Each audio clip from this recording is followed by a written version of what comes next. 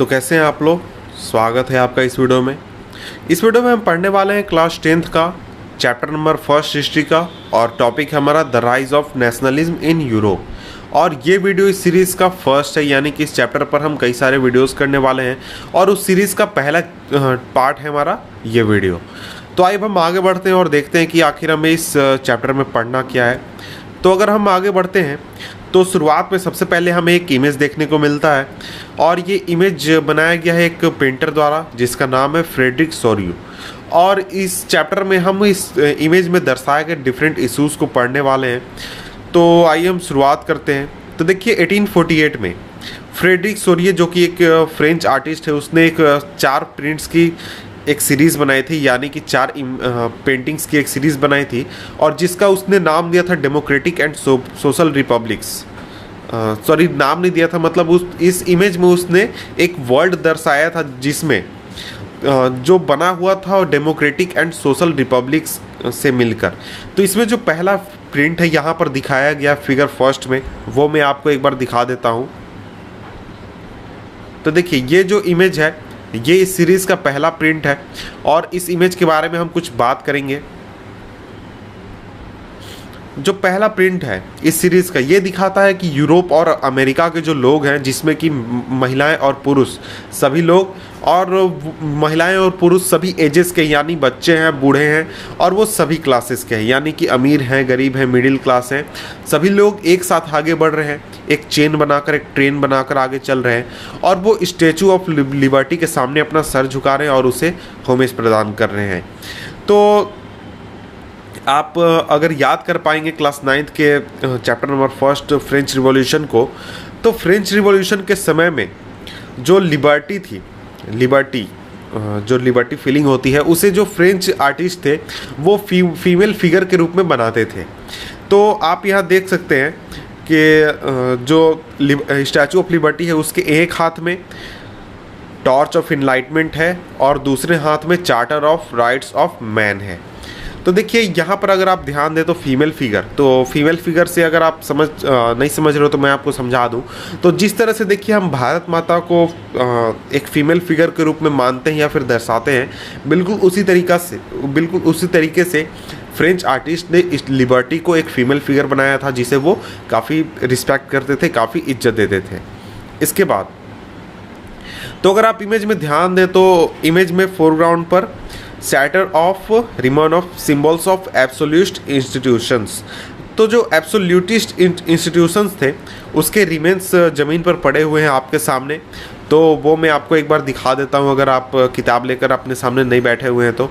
यहाँ देखिए, यहाँ पर अगर आप ध्यान दें तो यहाँ पर आपको बहुत सारे बिल्डिंग्स के टुकड़े पड़े हुए हैं जो कि सैटर्ड हो चुके हैं, यानी कि जो क्या कह सकते हैं, गिर चुके हैं या तोड़ दिए गए हैं।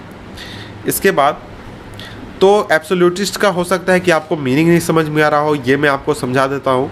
एब्सोल्यूटिस्ट क्या होता है? लिटरली अ गवर्नमेंट और system of rule that has no restraints on the power exercised in history. The term refers to form of monarchical government that was centralized, militarized and repressive. So absolutist का simple मतलब होता है कि वैसा form of government जिसके ऊपर कोई control नहीं है किसी का, वो जिस तरह से चाहे उस तरह से रूल करे, उसे कोई रोकने वाला नहीं है।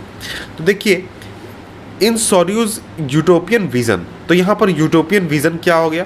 तो यूटोपियन का मतलब सीधा सीधी ये होता है, a vision of society that is so ideal that it is unlikely to actually exist.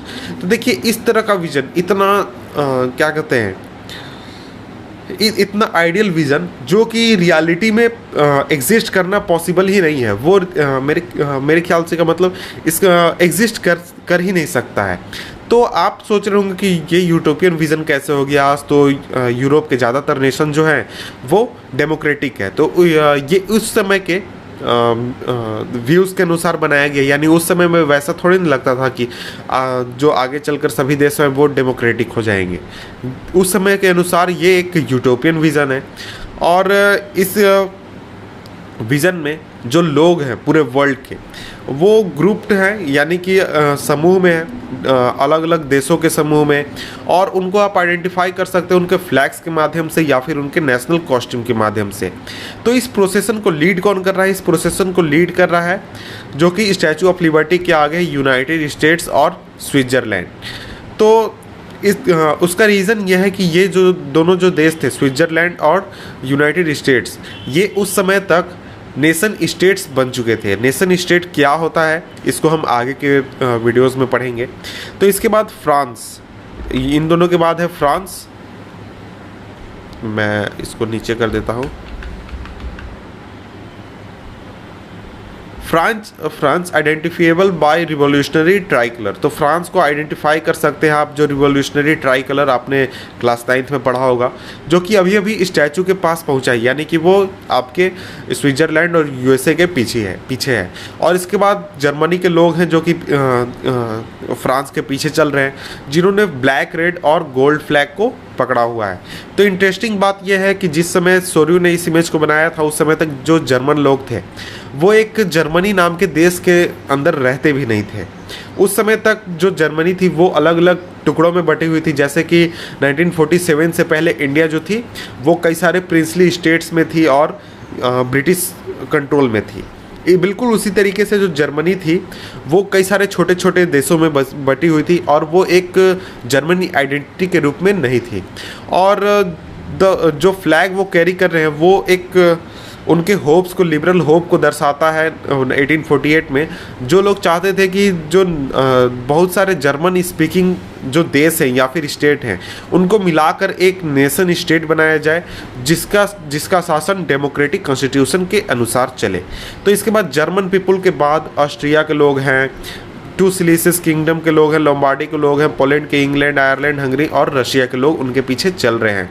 तो इसके बाद ऊपर से यानी हेवन से जो क्राइस्ट है भगवान वो देख रहे हैं, सभी संत देख रहे हैं, और जितने भी एंजल्स हैं वो सभी इन लोगों के ऊपर ध्यान लगाए हुए हैं।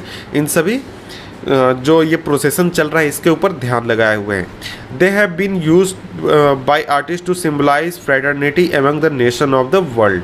तो उनको इस यानी कि जो भगवान है उनको ये दर्शाने के लिए यूज़ किया गया कि देखिए जो फ्रेटर्निटी है सभी देशों के बीच में वो कितनी ज़्यादा अच्छी है और कितनी अच्छी है। तो यहाँ देखिए व्हाट इज़ अ नेशन। तो अर्नस्ट रेनन एक बहुत जाने माने व्यक्ति हैं, इस चीज़ को आप पढ़ सकते हैं।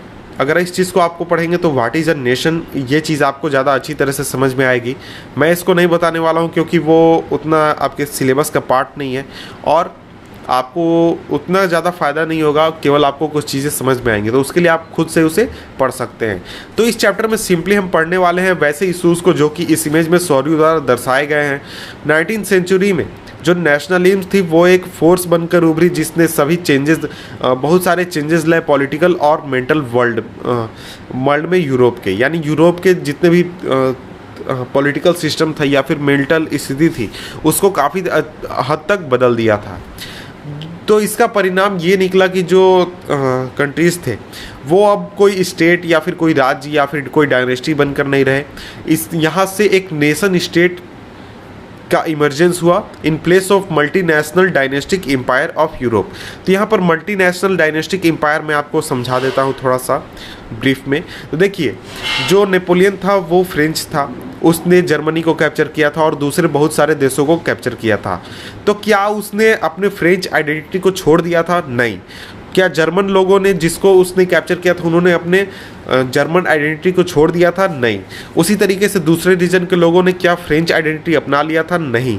वो सभी अपने अपने आइडेंटिटी पर थे, यानी जो जर्मन था वो जर्मन था, जो ऑस्ट्रियन था वो ऑस्ट्रियन था, जो फ्रेंच था वो फ्रेंच था।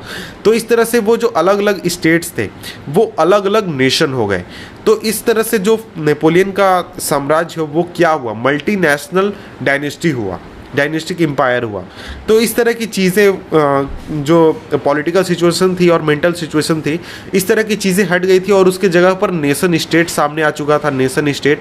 और जो कंसेप्ट है और प्रैक्टिस है मॉडर्न स्टेट का, जहाँ पर सेंट्रलाइज्ड पावर एक्सरसाइज किया जाएगा, सॉवरेन कंट्रोल और एक डिफाइंड टेरिटरी के अंदर। और ये काफ़ी दिनों से डेवलप हो रही थी, लेकिन जो नेशन स्टेट था वो जहाँ पर नेशन स्टेट का मीनिंग यहाँ पर हम सिंपली समझ लेते हैं। Nation state was one in which the majority of its citizen not only its ruler came to develop a sense of common identity and shared history और डिसेंट। तो देखिए, नेशन स्टेट एक तरह का आइडेंटिटी थी जिसमें कि वहाँ के केवल रूलर नहीं, वहाँ के सिटीजन भी एक उनके अंदर एक भावना आती थी कॉमन आइडेंटिटी की, यानी कि मैं फ्रेंच हूँ तो तुम भी फ्रेंच हो, तो वो भी फ्रेंच है तो यहाँ का रूलर भी फ्रेंच है, इस तरह से। यानी कि मैं इंडियन हूँ तो आप भी इंडियन है, कोई दूसरा व्यक्ति भी इंडियन है इंडिया में रहने वाला, और यहाँ का जो राष्ट्रपति है और प्रधानमंत्री है वो भी इंडियन है। तो ये एक तरह का नेशन स्टेट का आप डेफिनेशन समझ सकते हैं। Came to develop a sense of common identity and shared history or descent. This commonness did not exist from time immemorial. It was forged through struggles through the action of leaders and common people. तो देखिए, ऐसा नहीं था कि ये तुरंत ही लोगों के दिमाग में ये आइडिया आ चुका था। ये लोगों के दिमाग में ये आइडिया आया था काफ़ी ज़्यादा स्ट्रगल करने के बाद, और लीडर्स के बहुत सारे एक्शन के बाद, और कॉमन पीपल के बहुत सारे एक्शंस के बाद। तो ये जो चैप्टर है ये देखेगा आपके बहुत सारे डाइवर्स प्रोसेस को, जिसने आगे चलकर नेशन स्टेट और नेशनलिज्म को आगे चलकर बढ़ावा दिया, और नेशन स्टेट और नेशनलिज्म यूरोप में 19वीं सेंचुरी में सामने आए। तो आगे अब हम बढ़ते हैं, आगे क्या हमें पढ़ना है देख लेते हैं। यहाँ पर खत्म होता है, और इसके बाद हमारा पहला टॉपिक है the French revolution and the idea of nation. इसको हम नेक्स्ट वीडियो में पढ़ेंगे, फ्रेंच रिवॉल्यूशन और आइडिया ऑफ नेशन को।